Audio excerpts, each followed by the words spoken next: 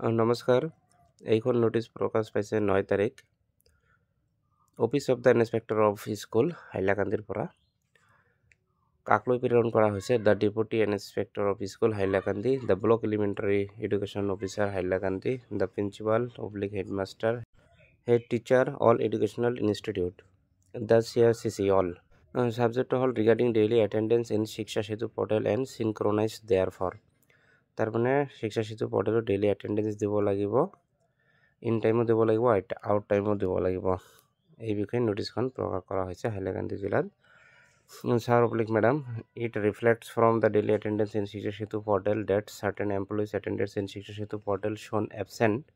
and most of the employees did not put their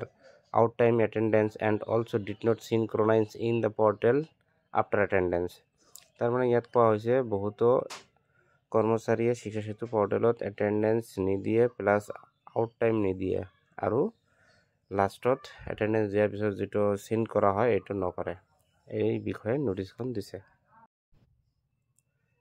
As such, you are requested to direct all the employees put their daily attendance both in time and out time compulsorily and synchronize as well.